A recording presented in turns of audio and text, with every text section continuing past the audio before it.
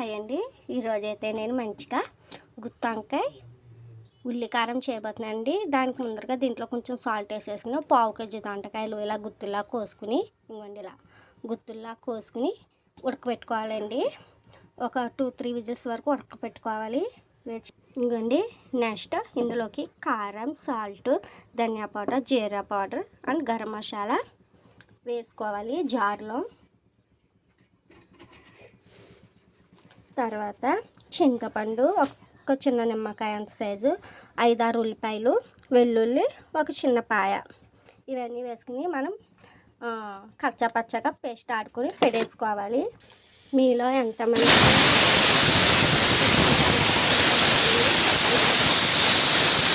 సరిగ్గా వండుకోవాలా కానీ ఈ గుత్తి దొండకాయ గుత్తి వంకాయలాగే చాలా సూపర్, అస్సలేంటి టేస్ట్ అండి, మామూలులెస్. ఇంకైనా పదాలు ఉంటే వేసుకోండి, మీరే యాడ్ చేసుకోండి, అంత బాగుంటుంది. 2 విజిల్స్ వచ్చినాయి, ఇంకా 2 విజిల్స్ వచ్చాక ఆఫ్ చేద్దాం. ఇదిగోండి, పక్కన బాండి పెట్టేసుకుని ఆయిల్ హీట్ చేసుకుందాం.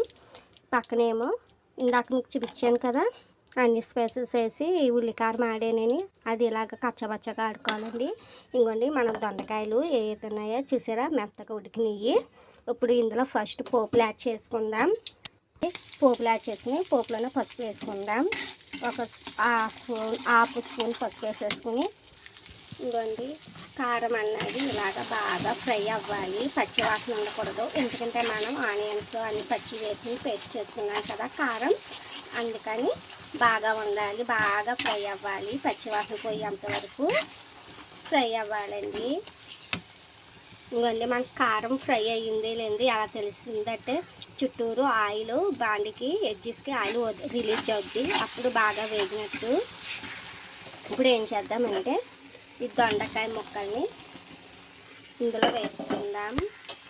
వేసేసుకొని బాగా కలిపేసుకోవాలండి. ఇంకోండి, మన గుత్తి దొండకాయ కర్రీ రెడీ అయిపోయింది. గుత్తి దొండకాయ ఉల్లిపాయ కారం కర్రీ రెడీ అయిపోయింది. ఈ వీడియో మీకు నచ్చిందా అయితే లైక్, షేర్, సబ్స్క్రైబ్ చేసుకుని నా ఛానల్ని వాచ్ చేయండి. ప్లీజ్ ఫ్రెండ్స్, మీ మోటివేషన్ నాకు కావాలి అంటే నాకు అవసరం. మీ సబ్స్క్రైబ్, లైక్, షేర్ చేయండి please friends. Thanks for watching.